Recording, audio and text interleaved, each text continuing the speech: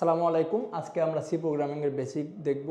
C programming এর প্রথম লাইনটা লেখা হয় hash include studio dot H. এই লাইনটা অল টাইম লেখা হয়ে থাকে। তারপর লেখা হয় integer main.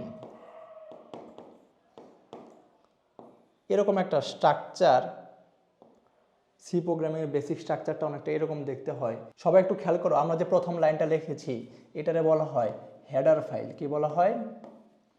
Header file. Header file জিনিসটা কি আমরা একটু পরে দেখব যে আমরা অনেকগুলো ফাংশন পড়ব, প্রিন্টএফ, স্ক্যানএফ। এই ফাংশনগুলা তোমার এই হেডার ফাইলের ভিতরে করা আছে। এটারে বলা হয় স্ট্যান্ডার্ড এসটিডি। এসটিডিতে বলা হয় স্ট্যান্ডার্ড ইনপুট আউটপুট। তার মানে স্ট্যান্ডার্ড যত ইনপুট আউটপুট আছে এটা এর ভিতরে করা আছে। দেখো ইনপুটের জন্য আমরা ইউজ করি স্ক্যানএফ ফাংশন। কোন ফাংশন ইউজ করি? স্ক্যানএফ ফাংশন ইউজ করি।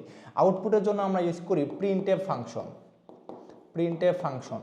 তার মানে এখন আমি প্রিন্টএফ ফাংশন ইউজ করলেই কিন্তু সে আউটপুট দেখাবে। আমি যদি স্ক্যানএফ ফাংশন ইউজ করি তাহলে আমরা ইনপুট নিতে পারতেছি। দেখো, যখন সি প্রোগ্রাম আবিষ্কার হয় নাই তার আগে এই প্রিন্ট করার জন্য এই প্রিন্টএফের যে কাজ, এইটা শুধুমাত্র প্রিন্টএফ লেখলেই সে প্রিন্ট করে, স্ক্যানএফ লেখলেই সে স্ক্যান করে বা ইনপুট নেয়। কিন্তু এই কাজটা কিন্তু সি প্রোগ্রাম আসার আগে এতটা সহজ ছিল না।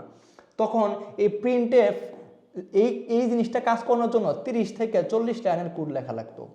এই কোডগুলা তোমার সি প্রোগ্রামে লেখা লাগতেছে না, শুধু তুমি প্রিন্টএফ লিখতেছো, প্রিন্ট করতেছে, স্ক্যানএফ লিখতেছো, স্ক্যান করতেছে। বাট শুরুর দিকে এই 30-40 লাইনের কোড লেখা লাগতো, যেটা কিন্তু অনেক পেইনফুল ছিল। এই 30-40 লাইনের কোডটা কিসের ভিতরে করা আছে? এই হেডার ফাইলের ভিতরে করা আছে, যার কারণে আমরা প্রিন্টএফ, স্ক্যানএফ লিখলে সে সুন্দরভাবে কাজ করতেছে। তারপরে যে লাইনটা লিখছি এটা বলা হয় মেইন ফাংশন। কি বলা হয়? Main function. মেইন ফাংশন কি? মেইন ফাংশন থেকে তোমার প্রোগ্রাম রান করা শুরু হবে। তার মানে এই জায়গা থেকে তোমার প্রোগ্রাম রান করা শুরু হবে। দেখো এখানে আমরা কি ইউজ করছি? সেকেন্ড ব্র্যাকেট ইউজ করছি। সো সেকেন্ড ব্র্যাকেটের ভিতর এখানে আমরা নিজেদের প্রোগ্রামগুলো আমরা লিখব। আমরা একটা বেসিক সি প্রোগ্রাম করে ফেলি। আমরা প্রথম লাইনে কি লিখব? হ্যাশ ইনক্লুড স্টুডিও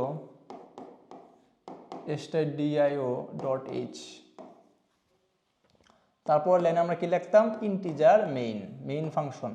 এটারে বলতাম হেডার ফাইল, যার ভিতরে কি প্রিন্টএফ, স্ক্যানএফ তোমার কোডগুলো এখানে করা আছে। সো পরের লাইনে আমরা লিখি ইন্টিজার মেইন। তারপর আমরা কি করি? এরকম একটা সেকেন্ড ব্র্যাকেট দেই, এইখানে আমরা কোডগুলো লিখব। খেয়াল করো, আমরা একটা প্রিন্টএফ, আমরা আগে প্রিন্ট করা শিখি। চলো, প্রিন্টএফ একটা ফাংশন আছে। প্রিন্টএফের ভিতরে তুমি একটা সেমিকোলন দিবা, এরকম একটা সেমিকোলন দিবা। এই সেমিকোলনের ভিতরে তুমি যা লিখবা তাই প্রিন্ট হবে। আমি যদি লিখি আইসিটি উইথ আইআইটিয়ান, একটা লাইন শেষে তোমার কি দিতে হয়? একটা সেমিকোলন দিতে হয়।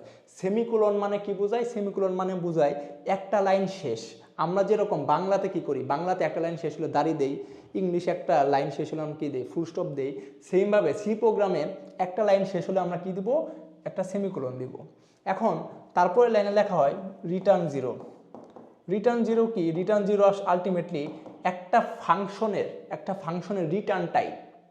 খেয়াল করো, এই জিরো কি সংখ্যা? জিরো কিন্তু একটা পূর্ণ সংখ্যা। পূর্ণ সংখ্যার জন্য এখানে কিন্তু হয়েছে ইন্টিজার। খেয়াল করো, এখানে ইন্টিজার কেন আসছে জানো? এটারে বলা হয় রিটার্ন টাইপ। যে এখানে দেখো রিটার্ন করছো জিরো, তার মানে এখানে রিটার্ন টাইপ জিরো, যেহেতু পূর্ণ সংখ্যা এই জন্য আমরা ইউজ করছি ইন্টিজার। আমরা যখন ফাংশন পড়বো তখন এই বিষয়গুলো আরেকটু ক্লিয়ার হয়ে যাবে। চলো, এই যে আমরা একটু কোড লিখলাম, এই প্রোগ্রামটা যদি আমরা রান করি, এরকম একটা রান বাটন আছে, রান বাটনে যদি আমরা ক্লিক করি, ক্লিক করলে দেখবা লেখা উঠছে আইসিটি উইথ আইআইটিয়ান। এই লেখাটা কিন্তু শো করবে।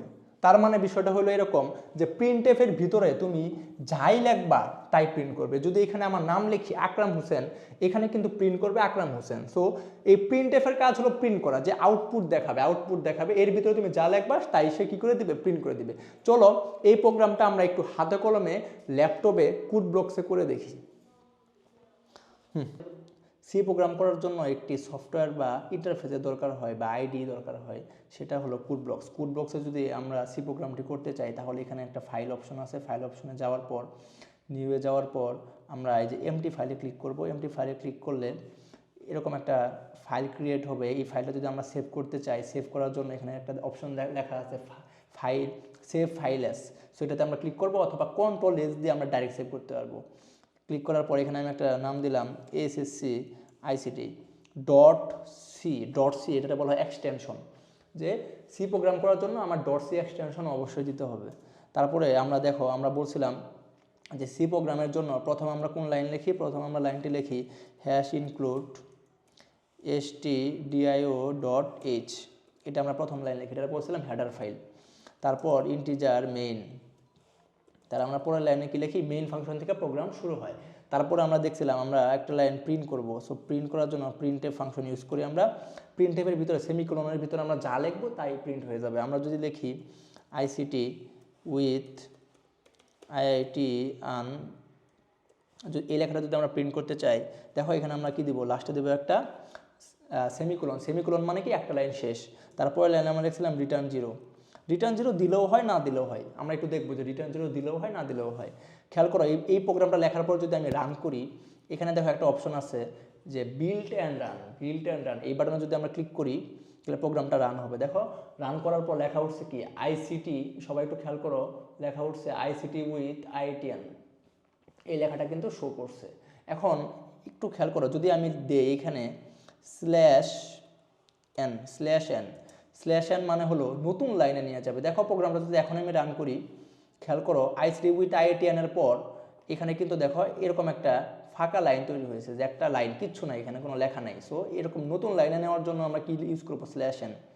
এখন আমি যদি printf-এর ভিতরে ICT উইথ IITN না লিখে আমি যদি লিখি আকরাম, আমার নাম লিখলাম, খেয়াল করো তাহলে কিন্তু এখানে কিন্তু আকরাম লেখাটা এখন প্রিন্ট হয়ে যাবে। তার মানে কি, বিষয়টা হলো printf-এর ভিতরে তুমি যাই লিখবা সেটাই কিন্তু প্রিন্ট হবে। তার মানে printf হলো আউটপুট ফাংশন, আউটপুট। এখন দেখো /n-এর পরে যদি আমি দেই হুসেন, আবার যদি দেই /n, খেয়াল করো এটা যদি আমি রান করি, রান করলে দেখো আকরাম লেখার পরে যে /n, এই /n কি করছে, নিচের লাইনে নিয়ে গেছে। তারপর দেখো এখানে একটা স্পেস আছে, এখানে একটা স্পেস আছে, এই স্পেসটা কিন্তু হুসেনের আগে আসছে, দেখছো হুসেনের আগে এই স্পেসটা আসছে, তারপর হুসেন লেখাটা আসছে, তারপরে আমি আরেকটা /n দিছি, /n দিলে কি আবার নতুন লাইনে নিয়ে যাবে। সো এখানে একটা লাইন ফাঁকা আছে। সো আমরা যদি প্রোগ্রামটা দেখো একটু খেয়াল করো, যদি আমি রিটার্ন 0 যদি আমি না দেই, তাও যদি আমি প্রোগ্রামটা রান করি, তাও দেখবা সেম আউটপুট আকরাম হোসেন আসছে। তার মানে রিটার্ন 0 দেওয়া যে কথা, না দেওয়া কিন্তু আলটিমেটলি সেম কথাই এই প্রোগ্রামের ক্ষেত্রে। সো আজকের ক্লাসটা এই পর্যন্তই, দেখা হবে পরের ক্লাসে। Like, comment, share, subscribe and click the bell icon to get more videos.